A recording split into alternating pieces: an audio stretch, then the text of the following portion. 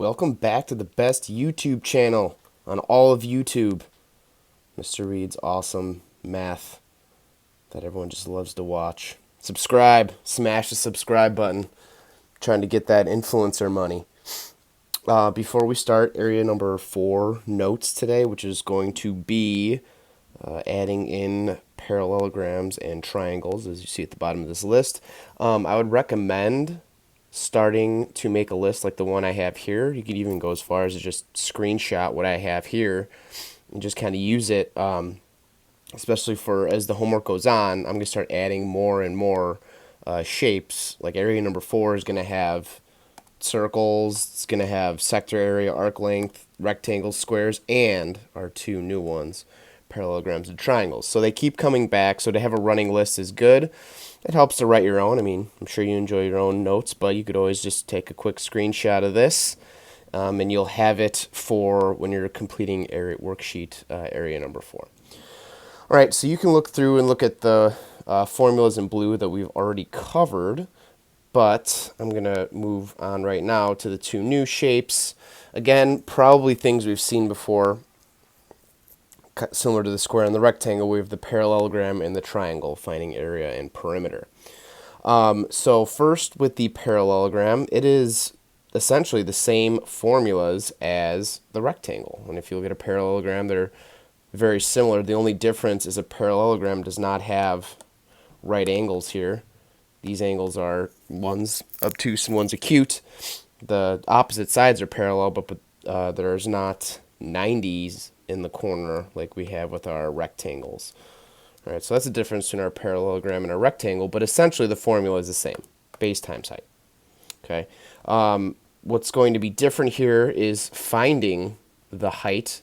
So if you look, when you're shown a picture of a parallelogram, you'll often see like this dotted line here, and at the end of the dotted line you will see a right angle. That's important. If I'm talking about the height of a shape, a height line, which is really what this dotted line here is going to be perpendicular to the base of the shape it's measuring. So if I'm trying to find the height of this blue parallelogram, I need a perpendicular line like this right here, this dotted one that I have, to find my height value. Okay, the height is not whatever number is here. Okay, so just when we'll get to examples, but if this was like 6, this is the length of this, not the height. Okay, so the height, we need this perpendicular line to draw it. So the formula is base times height. So you just multiply whatever the base is, which the base is the side that is perpendicular to the height line. So this is the base, and again, not this number. We will use the number that's on the little sides here, but not for area. Area is the base, and the height line is connected to what the base value is. So that's the base and that's the height. That's where we find those values. And then the perimeter is where we will use whatever values are here when we're finding the perimeter. All right, so that's that, and then the triangle is half base times height. Once again, a height line has to be perpendicular to its base. Oh, someone's in the house. So here's the height. Again, labeled, that's the height line. It has to be perpendicular. It needs that little right angle. That's the height, and that would make this the base, right?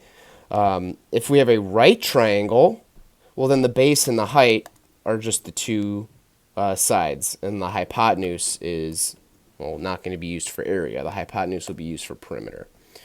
Okay, so that's where the base and height is for a right triangle, and here's where the base and height is for an acute triangle or an obtuse, so it really doesn't matter. So let's just get to work here. Let's check out area number 4. Review, right? A couple reviews here. Find arc length and sector area, find circumference and area, so make sure you're finding both. What does the area equal? What does the circumference equal? 2 formulas right here. What's the sector area? What's the arc length? Doing some awful abbreviations here, but you should be finding 2 for each. And that goes, you keep going on. It's perimeter and area, two things. All right, here's where we get into our parallelograms. All right, so let's do number 9 here. So we find I would find the height line first, find my dotted line with the right angle. So my height is 2. That's the height. So the height is 2. All right, what is the base? Is the base 4 or is the base 2.3? Those are my only other two options. The base is going to be what the height line is perpendicular to. The height line intersects the base at a right angle. So this 4 is the base, not the 2.3. So height is 2, base is 4. So base times height, 2 times 4, the area of this parallelogram. You don't have to do that little shape. I just draw it sometimes. Area equals 2 times 4 is 8, and our units are feet. Remember, since we're doing area, we're doing feet times feet. That's 2 feet times 4 feet, 8 feet squared. That's the area of the parallelogram. Come on, yeah. All right, and then the perimeter, let's talk about that. Let me get these markings out of here. Okay, the perimeter, similar to a rectangle, or I should say the same as the rectangle, opposite sides are congruent. So if this side is 4, then this side's 4. If this side is 2.3, then the other side over here is 2.3. So the perimeter is going to be equal to 2 times, doesn't matter what you call the quote-unquote length or quote-unquote width, so either number, 2 times 2.3 plus 2 times, and then what's the other one, 4? Okay, and that'll give you your answer. So that's 4.6 plus 8, which is 12.6. 12.6 feet. Not feet squared, just feet. Oh. All right, and there you go. So there's area and perimeter. Okay, you can also just add up all the sides, right? You could have just done 2.3 plus 2.3 plus 4 plus 4, enter, and you would have gotten the same answer, but that's the formulaic way.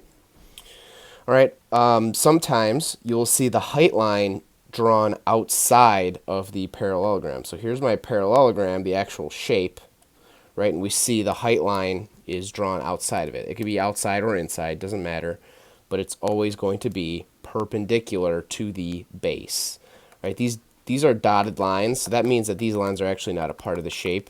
They're just helping us measure. Okay, because we need to know the height of the parallelogram to find the area.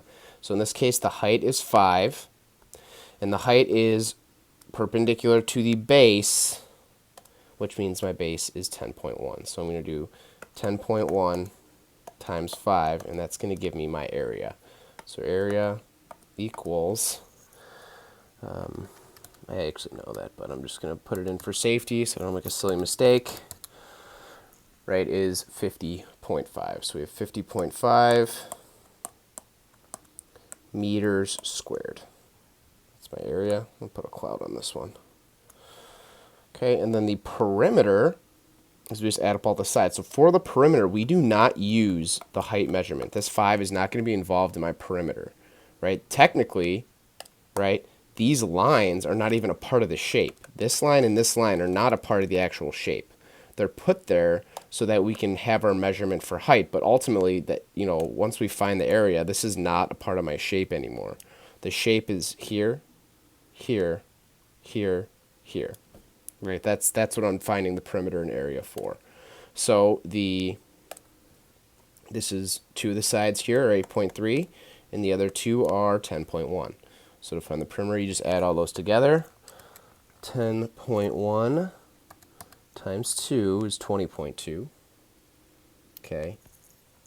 Plus, and then we have 8.3 times 2. So the total perimeter is 36.8 meters. Okay, if you ever think I make mistakes, and I do make mistakes, feel free to send me a message and I'll put a correction out, because I'm kind of just doing this on the fly. So if you think I made a mistake, feel free to message me and Maybe I did, maybe I didn't. Either way, we're both learning. All right, and you just carry on that way. It's kind of all the same from here on out for the parallelogram. And then we have our triangle. Okay. We have to do half base times height. Right, however you want to do that. It's all multiplication. I like to call half, if you're just using a calculator, you could do, the decimal version of half, which is 0.5, right? So I just multiply 0.5 times the base times the height and just hit enter, right? So the height, right, is that dotted line that's perpendicular to the base. The height, wherever that right angle is telling me where the base and the height are. You have to look for that right angle. This 8 and this 6 are not the base, nor are they the height. Okay, so half base times height, so I'm going to do half, call it 0.5, times base, which is 9, times height, which is 5.2. All right, so half of 9 is 4.5, so that's 4.5 times 5.2, enter, 23.4. So the area is 23.4 square meters. Stick with the cloud.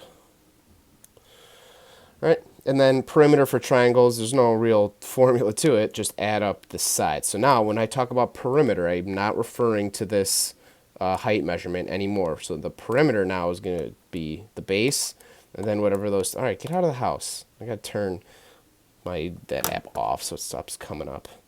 All right, so you just add those numbers together. We have a 17 and a 6, which gives me 23. So the perimeter is 23 meters. Cool. And so forth and so on. You just keep going that way. See, and so we have a right triangle. When there's a right triangle, you'll notice there's no dotted height line drawn in here because, here's a 90-degree angle. So this 6 or the 8, doesn't matter which is the base and which is the height. This line serves as the height line, right? That's the height. And here's the base, or vice versa. It doesn't matter what you call. Get out of here. Base, height. Ta-da. All right. So, okay. And then the last part here, when it's in the coordinate plane, okay, just count the boxes. It says find perimeter and area. I'm cool with just finding the area because we don't need to talk about distance formula right now. We would have if we were in school, but I'm just going to skip that part for now. Just find the area for these. And they're all, let's see, they're rectangles or parallelograms or triangles. So just find the base and the height. The squares and rectangles are pretty straightforward. Remember, a height line has to be perpendicular to the base. So this is going to be the height. So I just count the boxes. 1, 2, 3, 4. So the height is 4. And then this bottom part here would be the base. That's, let's see, 1, 2, 3, 4, 5, 6. And the base is 6. So you'd multiply 6 and 4. So this one's 24. Do the same for 4.